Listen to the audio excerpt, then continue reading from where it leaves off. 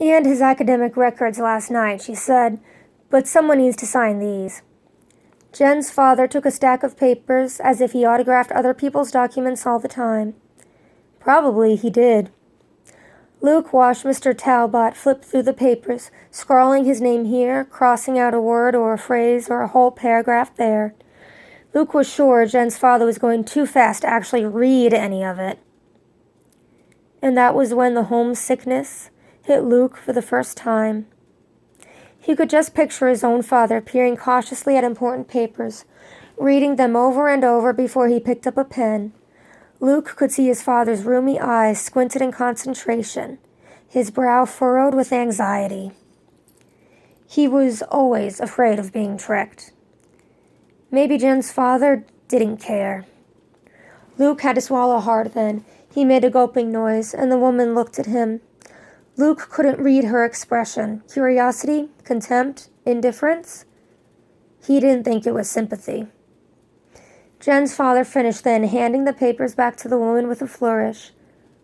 "I'll call a boy to show you to your room," the woman said to Luke. Luke nodded.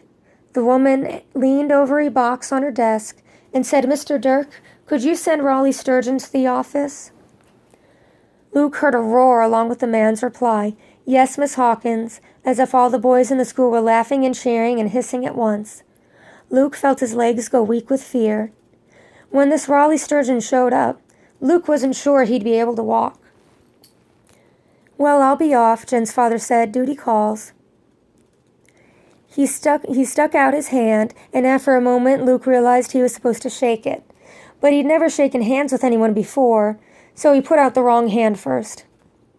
Jen's father frowned, moving his head violently from side to side and glaring pointedly at the woman behind the desk.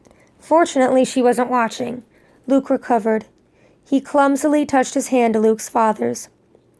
"Good luck," Jen's father said, bringing his other hand up to Luke's too. Only when Mr. Talbot had placed both hands away did Luke realize he'd placed a tiny scrap of paper between Luke's fingers. Luke held it there until the woman turned her back. Then he slid it into his pocket. Jen's father smiled. "Keep those grades up," he said, "and no running away this time, you hear?"